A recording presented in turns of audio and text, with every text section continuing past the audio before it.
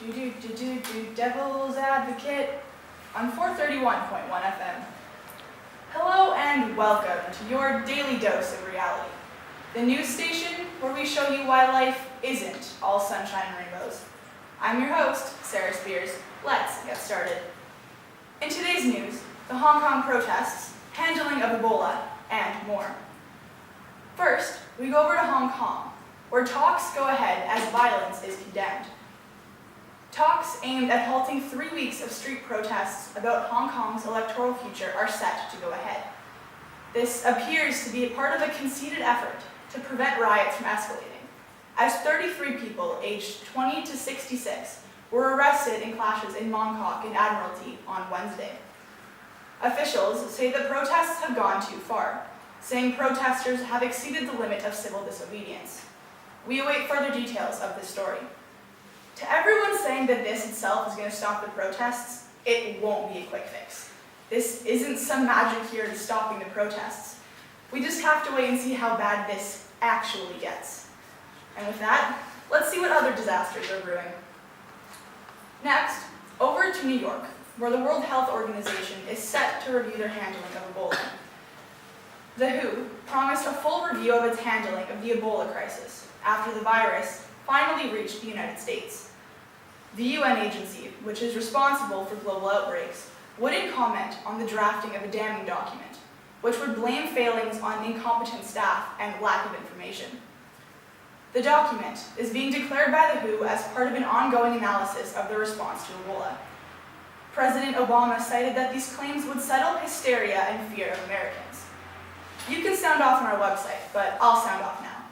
A statement won't solve the Ebola crisis. All we're doing is offering false security, which will dissipate as more cases develop in the US. So whoever came up with this is a flawed plan. Anyways, I'll hand you over to our Southern Belle, Olivia Overton. Thanks, Sarah. Next, we go over to Thailand, where a scholar is accused of insulting a dead king, a high crime in Thailand. Sulak Savarsa, aged 82, is the target of a criminal complaint about comments made regarding a Thai king, who died 400 years ago. Savarsa was accused by 2 retired senior army officers, and if declared guilty by a Thai court, he could face up to 2 years in prison. Last time something like this occurred in Thailand was in 2005. Isn't that just a great way to start your day? Highlight legal injustices?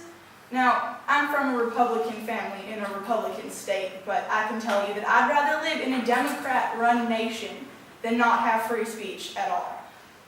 And with that, I'll hand you over to Alexander Anderson for sports and weather. Thanks, Olivia. Sports-wise, Australian golfer Marcus Fraser is back after dealing with issues with his hand. Despite missing 8 months, he is in the lead entering the final day of the Hong Kong opening. Now, if you plan on watching the Hong Kong opening, there is a high chance that you have hit rock bottom because, let's face it, why is golf on TV? Weather-wise, they say it'll be hot, but let's face it, those weathermen are never right, even if they are as masculine and buff as yours truly. Back to you, Sarah. Thanks, Alex, I think. Well, folks, that's all we have time for. Join us here next time as we show you why life really isn't all it's cracked up to be. And from all of us here, remember, have a realistic evening.